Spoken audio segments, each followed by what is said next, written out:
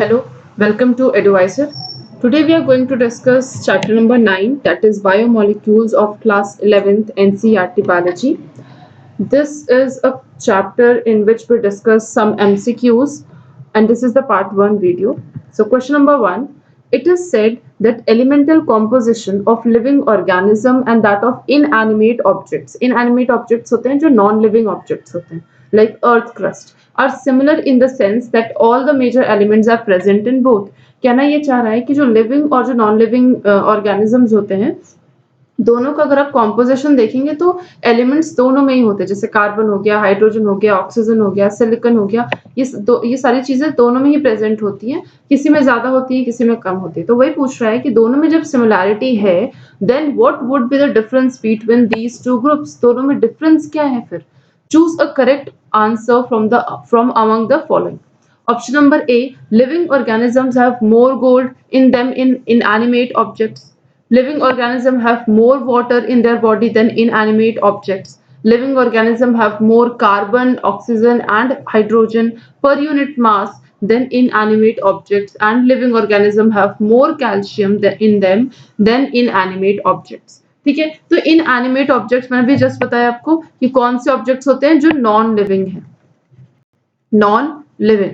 ठीक है, अब जैसे हम अपने बॉडी की बात करें तो हम जो ह्यूमन बॉडी है वो आपका लिविंग है, ह्यूमन बॉडी वो आपका लिविंग है, और यहाँ नॉन लिविंग का हम एग्जांपल क्या ले रहे हैं, अर्थ क्रस्ट। ठीक है, अर्थ का जो क्रस्ट है वो आपका नॉन लिविंग है। दोनों में आपको डिफरेंस बताना है कि मेजर डिफरेंस क्या है। तो देखिए यहाँ पे अगर मैं डिफरेंस को इस टेबल में देखूं तो हाइड्रोजन जो है वो अर्थ क्रस्ट में 0.14 है और ह्यूमन बॉडी में 0.5 है। कार्बन 0.03 और ह्यूमन बॉडी में 18.5 है। ऑक्सीजन 46.6 है और ह्यूमन में 65.0 है। तो यही बोल रहा है कि living organism have more carbon, oxygen and hydrogen per unit mass than inanimate object. तो ये आंसर जो है करेक्ट हो जाएगा। बाकी चीजें, गोल्ड जो है वो ह्यूमन बॉडी में आपको नहीं मिलेगा। वाटर का कॉम्पोजिशन है, दोनों में होता है, लेकिन वाटर का कॉम्पोजिशन डेफिनेटली वो आपको नॉन लिविंग वाले एरिया में आपको ज्यादा मिल जाएगा, ओशन ये सब है। कैल्शियम भी जो है वो आपको बाहर ज्यादा मिल जाएगा। ठीक है, तो क्वेश्चन नंबर 1 का जो है ये आंसर सही हुआ। ठीक है, अब इसमें देखिए कि जो आपका रिप्रेजेंटेशन है वहां पे, इसके थ्रू आपको ये आंसर मिला है। ठीक है, तो ये रिप्रेजेंटेशन आपको एटलीस्ट इतना पता होना चाहिए किसमें क्या चीज ज्यादा है। ठीक है, जैसे हम मैग्नीशियम का देखिए या सिलिकॉन का देखिए, वो आपको अर्थ क्रस्ट में ज्यादा मिलेगा, कैल्शियम आपको अर्थ क्रस्ट में ज्यादा मिलेगा, सोडियम है, देन सल्फर है, आपका नाइट्रोजन है, या नाइट्रोजन और सल्फर वो आपको ह्यूमन बॉडी में ज्यादा मिल रहा है। ठीक है, तो इस तरीके से आपको जो है क्वेश्चन नंबर 1 क्लियर होगा। तो क्वेश्चन नंबर 1 का C. Question number 2, many elements are found in living organisms, वो फ्री फॉर्म में भी है और in the form of compounds. इनमें से कौन सा object, which of the following is not found in living organism, जो लिविंग ऑर्गेनिज्म में नहीं पाए जाते उनके बारे में पूछ रहा है। देखिए ऑप्शन है silicon, magnesium, iron and sodium. तो इसमें आपको सोडियम, आपको पता है कि सोडियम जो है वो आपके बॉडी के मेटाबॉलिक सिस्टम से रिलेटेड है, तो ये तो आपके बॉडी में प्रेजेंट ही है। ठीक है, आपका जो नर्व इम्पल्स ट्रांसमिशन है, कौन सा ट्रांसमिशन, नर्व इम्पल्स ट्रांसमिशन, और इसके साथ साथ एक और काम करता है ये आपका सोडियम, मेम्ब्रेन की परमेबिलिटी, इसी के थ्रू, मेम्ब्रेन की परमेबिलिटी के थ्रू तो ये नर्व इम्पल्स का जो ट्रांसमिशन है वो होगा। तो मेम्ब्रेन की परमेबिलिटी, ये सब जो है इन सब चीजों के लिए चाहिए होती है सोडियम की हेल्प। तो सोडियम तो बॉडी में होता है, ठीक है, लिविंग ऑर्गेनिजम्स में होता है। आयरन, आप हीमोग्लोबिन देखिए, हीमोग्लोबिन में अगर आयरन नहीं है तो आपका हीमोग्लोबिन ऑक्सीजन को कैरी ही नहीं कर पाएगा। तो आयरन जो it's a very important constituent of haemoglobin and it plays a vital role by taking part in oxygen transport या इलेक्ट्रॉन ट्रांसपोर्ट चेन। तो ऑक्सीजन के ट्रांसपोर्ट के लिए भी आपको आयरन की बहुत जरूरत होती है। तो iron is also present in living organism. Magnesium की अगर मैं बात करूं तो आपको ग्लाइकोलिसिस जो एक आपका रेस्पिरेशन में एक स्टेप है, तो वहां पे देखेंगे आपको तो बहुत सारे ऐसे एंजाइम्स होते हैं जिसमें आपको उनके एक्शन के लिए मैग्नीशियम की जरूरत होती है। ठीक है, बेसिकली हम उनकी बात कर रहे हैं जो एटीपी का प्रोडक्शन, एटीपी जो यूज करते हैं, ठीक है, जो यूटिलाइज करते हैं एटीपी, वहां पे मैग्नीशियम, उन उन जगहों पे मैग्नीशियम की बहुत हाई रिक्वायरमेंट होती है हमारी बॉडी में, और वो होता है हमारी बॉडी में। ठीक है, तो ये तीनों ही चीज आपको पाई जा रही है ह्यूमन बॉडी में। सिलिकॉन नहीं पाया जाता, और सिलिकॉन जो है वो नेचर में फ्रीली नहीं पाया जाता, बल्कि वो ऑक्साइड्स और सिलिकेट्स के फॉर्म में ही प्रेजेंट होता है। बाकी सारी चीजें तो लिविंग ऑर्गेनिजम्स में प्रेजेंट है। तो आंसर हो जाएगा 2 का A, silicon. Question number 3, amino acids have both amino group भी होता है जो कि यहाँ पे आपको दिख रहा है, एंड अ कार्बोक्सिल ग्रुप जो कि यहाँ पे आपको दिख रहा है in their structure. Which one of the following is an amino acid? इसमें से अमाइनो एसिड कौन सा है?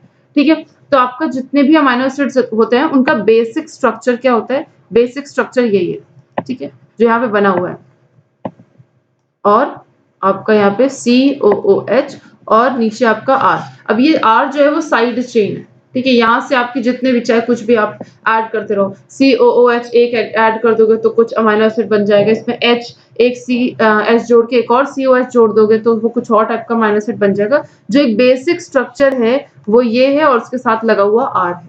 ठीक है, अब यहाँ पे बोल रहे हैं कि इसमें से कौन सा अमाइनो ग्रुप है। देखिए ऑप्शन पढ़ते हैं, formic acid, glycerol, glycolic acid and glycine. तो आपने 20 स्टैंडर्ड अमाइनो एसिड्स पढ़े होंगे, ठीक है, 20 स्टैंडर्ड अमाइनो एसिड्स। ये जो 20 स्टैंडर्ड अमाइनो एसिड्स होते हैं ये डिवाइडेड होते हैं 3 में। कुछ अमाइनो एसिड्स एसेंशियल होते हैं जो बहुत जरूरी होते हैं, बॉडी को डाइट के थ्रू नहीं मिल पाते, उनको हमें लेना पड़ता है। कुछ होते हैं सेमी एसेंशियल, ठीक है, थोड़ा सा बन जाता है, लिटिल अमाउंट में बनता है, और आपको ग्रेट अमाउंट में चाहिए होता है, आपको बाहर से भी लेना होता है। तो बॉडी में बन भी रहा है और बाहर से ले भी रहा है। और एक होता है नॉन एसेंशियल, बॉडी में बहुत सारा बन रहा है, आपको जरूरत नहीं बाहर से लेने की, ठीक है, नॉन एसेंशियल। ठीक है, तो इस तरीके से आपको 20 अमाइनो एसिड्स होते हैं। अभी जो 20 अमाइनो एसिड्स होते हैं ना, कुछ अमाइनो एसिड्स इसमें पॉजिटिव अमाइनो एसिड्स भी होते हैं, ठीक है, कुछ इसमें नेगेटिव अमाइनो एसिड्स भी होते हैं, ठीक है, जैसे एस्पार्टिक एसिड, आपका ग्लूटामिक एसिड, और कुछ आपके न्यूट्रल अमाइनो एसिड्स भी होते हैं जिनमें ना तो पॉजिटिव चार्ज है ना तो नेगेटिव चार्ज है, वो न्यूट्रल है। ठीक है, तो इस तरीके से आपको 20 स्टैंडर्ड अमाइनो एसिड्स जो है वो डिवाइडेड है।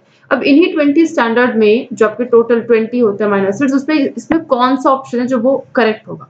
ठीक है, तो ग्लाइसिन जो है इट्स एन अमाइनो एसिड, ये अमाइनो एसिड होता है। यहाँ पे जो आपको स्ट्रक्चर दिख रहा है वो भी ग्लाइसिन का ही स्ट्रक्चर है। तो ग्लाइसिन जो है वो आपका कैसा टाइप का ये एक टाइप का न्यूरोट्रांसमीटर कैसा है?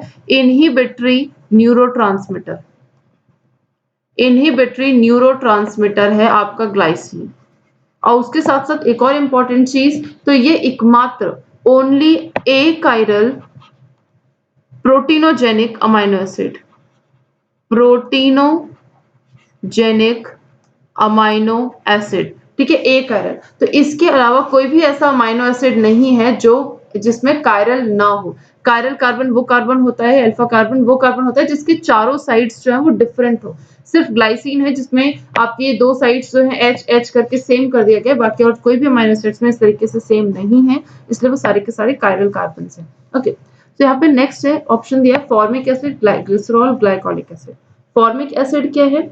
फॉर्मिक एसिड का केमिकल फॉर्मूला है HCOOH, ये फॉर्मिक एसिड है। और फॉर्मिक एसिड जो है वो कलरलेस लिक्विड है, और इसका जो स्मेल है it is very pungent and penetrating order at room temperature.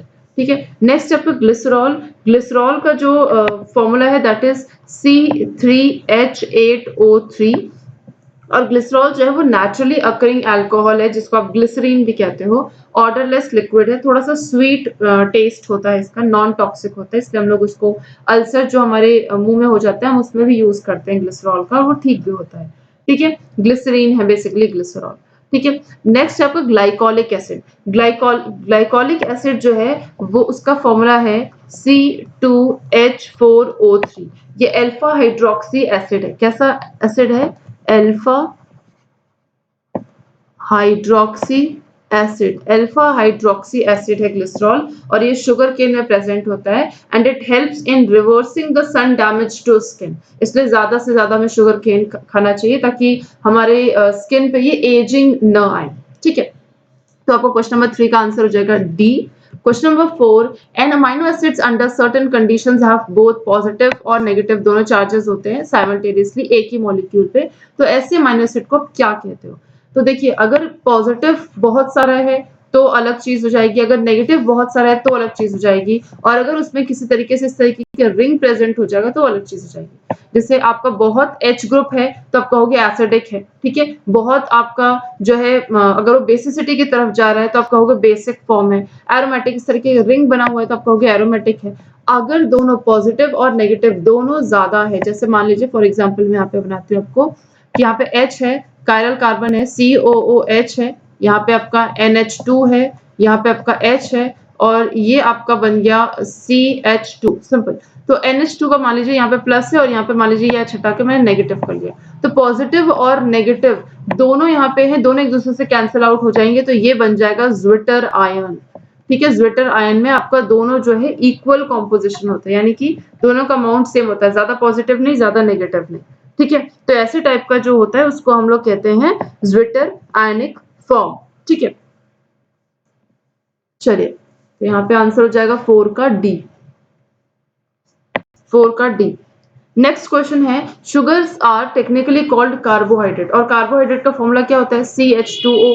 तो हेक्सोसिस में 6 कार्बन होते हैं, ठीक है। अगर हेक्सोसिस में 6 कार्बन है तो यानी कि C6 हो गए, H2O इस तरीके से बना, मैं इस फॉर्मूले के ऊपर रख रही हूँ, तो यहाँ पे ये भी हो जाएगा आपको, कितना हो जाएगा 6, ये भी 6 है, ठीक है। तो C6, अब ये H2 इंटू 6 12 और O6, तो ये क्या बन जाएगा? C6H12O6, ग्लूकोज का फॉर्मूला फोटोसिंथेसिस में जो आपका बनता है ग्लूकोज। अब देखिए यहाँ पे क्या लिखा है, 12 हाइड्रोजन जो कि यहाँ लिखा है, 6 ऑक्सीजन एटम जो कि यहाँ लिखा है, ठीक है। हेक्सोसिस में ऑलरेडी 6 कार्बन होते हैं, तो बोल रहे हैं कि ये जो ग्लूकोज है वो हेक्सोस है, तो इसमें से दूसरा हेक्सोस कौन है? ग्लूकोज और फ्रक्टोज दोनों का ही जो स्ट्रक्चर होता है वो आपका हेक्सोसिस का स्ट्रक्चर होता है, बस थोड़ा सा डिफरेंस है कि ग्लूकोज जो है, ये आपका जो ग्लूकोज है ये एल्डो हेक्सोस है।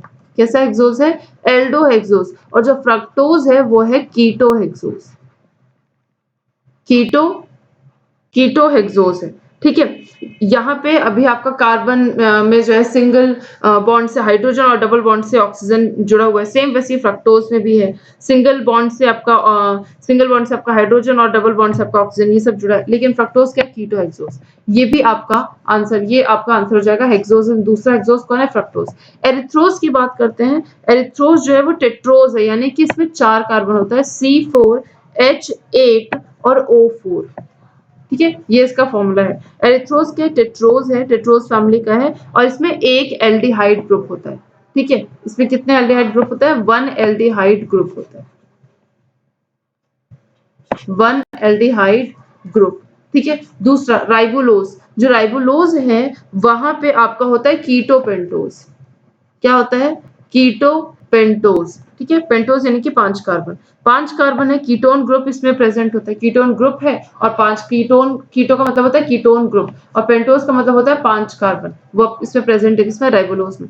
राइबोज क्या है? राइबोज वो जो आपका डीएनए और आरएनए का कंपोनेंट बनाता है, पेंटोज शुगर है, इसमें 5 कार्बन होता है। कितना कार्बन होता है? 5 कार्बन, ठीक है। तो यहाँ पे आपका 5 कार्बन है, यहाँ पे आपका इसमें भी आपका 5 कार्बन है, एरिथ्रोज में आपका 4 कार्बन, फ्रक्टोज में आपका 6 कार्बन, आंसर हो जाएगा ए।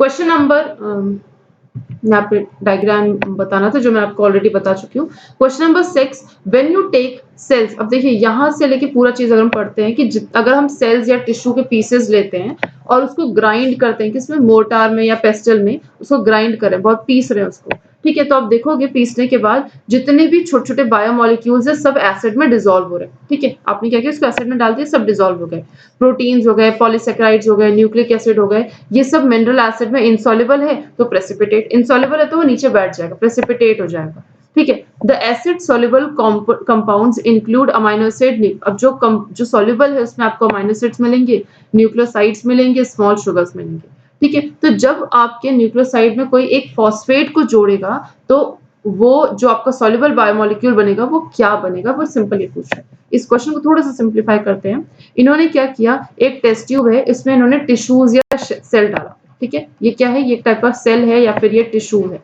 ठीक है। इसको जब इन्होंने डाला और इसको बहुत प्रॉपरली इसको ग्राइंड किया, तो ग्राइंड करने के बाद 3 चीजें थी, देखो क्या क्या थी। प्रोटीन हो गया आपका, पॉलीसेकेराइड हो गया आपका, और तीसरा आपका न्यूक्लिक एसिड। ये तीनों जो है प्रेसिपिटेट के फॉर्म में, देखिए प्रेसिपिटेट के फॉर्म में नीचे बैठ गए।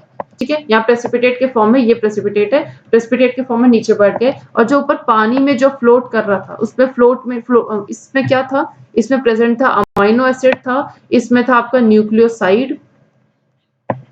न्यूक्लियोसाइड, और इसमें था स्मॉल शुगर। अब आपने क्या किया, इस टेस्ट ट्यूब से आपने एक दूसरे टेस्ट ट्यूब में लिया। ठीक है, ये जो आपका वाटर सिर्फ विदाउट, ये जो आपका प्रेसिपिटेट है उसके अलावा सिर्फ पानी को इसमें लिया। अब इस टेस्ट ट्यूब में सिर्फ पानी। ठीक है, अब देखिए अब उन्होंने क्या पूछा है, the acid soluble compounds include, इसमें ये है, व्हेन वन एड्स, जब इसमें आप एक फॉस्फेट ग्रुप जोड़ोगे, ऐड करोगे न्यूक्लियोसाइड में, तो क्या बनेगा। सिंपल पूछ रहा है, न्यूक्लियोसाइड और न्यूक्लियोटाइड का आपको पता होना चाहिए दोनों में क्या अंतर है। न्यूक्लियोसाइड और न्यूक्लियोटाइड, न्यूक्लियोसाइड होता है कोई एक चीज साइड कर दी, कौन सी चीज साइड कर दी, फॉस्फेट को साइड कर दिया। ठीक है, वैसे किस किस चीज का बना होता है न्यूक्लियोसाइड, एक तो शुगर्स का बना होता है और दूसरा ये बेस का बना होता है, बेस और शुगर का बना होता है। फॉस्फेट को साइड कर दिया, फॉस्फेट खत्म, बेस और शुगर के साथ आपका बनता है न्यूक्लियोसाइड।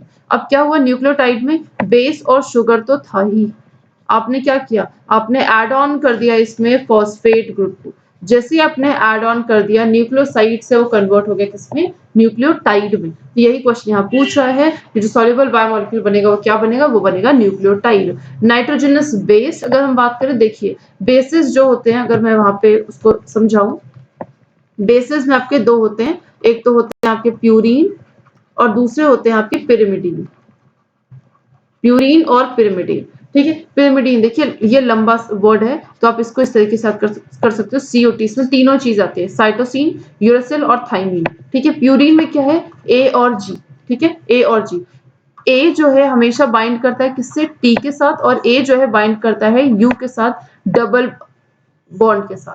ठीक है, अगर मैं स्ट्रॉन्ग कहूं तो ए और ए से जो टी से जो बाइंड करता है वो स्ट्रॉन्ग होता है, ए जो यू से जब बाइंड करता है तो वो इससे, इस वाले से एटलीस्ट वीकर होता है। ठीक है, जी जो है वो बॉन्ड बनाता है सी के साथ, इस तरीके से वाइस वर्सा भी होता है, सी बॉन्ड बनाता है जी के साथ, और ये स्ट्रॉन्गेस्ट बॉन्ड है, स्ट्रॉन्गेस्ट बॉन्ड है। ठीक है, अगर मैं बॉन्ड को उसके स्ट्रॉन्गनेस के हिसाब से रखूं, तो जी की जो पेयरिंग हुई है सी के साथ वो पहले नंबर पे आएगा, ए की जो पेयरिंग हुई है टी के साथ वो दूसरे नंबर पे, और ए की जो पेयरिंग हुई है यू के साथ वो तीसरे नंबर पे आएगा। ठीक है, ये बात समझ में आ गई। अब देखिए प्यूरीन और पिरिमिडीन में एक चीज और, अगर मैं डीएनए और आरएनए की बात कर रही हूँ, डीएनए और आरएनए की बात कर रही हूँ, ठीक है, तो यहाँ पे इसका पूरा नाम है डीऑक्सी राइबोज शुगर। ठीक है, डीऑक्सी राइबोज शुगर। तो जब आप डीएनए का स्ट्रक्चर बनाते हैं इस तरीके से, तो यहाँ पे जो आपका सेकेंड कार्बन होता है, कौन सा कार्बन, जो सेकेंड नंबर का जो कार्बन होता है, वहां पे देखिए आप जब भी आपने राइबोज देखा होगा यहाँ पे OH लिखा होता है। ठीक है, लेकिन अब जब डीऑक्सी राइबोज देखोगे यहाँ पे OH ना लिख के यहाँ पे सिंपल H लिखा होता है, यानी कि इसमें से एक ऑक्सीजन गायब हुआ होता है। ठीक है, तो 2 प्राइम पर ऑक्सीजन गायब है, इसलिए इसका नाम है डीऑक्सी राइबोज। ठीक है, और यहाँ पे आपका आरएनए जो है राइबोलोज न्यूक्लिक एसिड या राइबो न्यूक्लिक एसिड, इस तरीके से हम कहते हैं, वहां पे आपका 2 प्राइम पे OH प्रेजेंट होता है, दोनों में डिफरेंस ये है। अब उसके साथ साथ डिफरेंस एक और क्या है कि चार चीजें दोनों में होती है, ए होता है, उसके बाद यहाँ पे टी होता है, सी होता है और जी होता है। आरएनए में ए होता है, सी होता है, जी होता है, टी की जगह पे यू होता है। सिंपल एक यहाँ पे डेफिनेशन है। ठीक है, यहाँ पे आंसर आपको समझ में आ गया, न्यूक्लियोटाइड होगा। नेक्स्ट क्वेश्चन है, when we homogenise any tissue, किसी भी टिश्यू को जब आप होमोजेनाइज करते हो इन एन एसिड और द एसिड सॉल्युबल पूल, तो वो किस चीज को रिप्रेजेंट करता है। सिंपल उन्होंने ये पूछा है।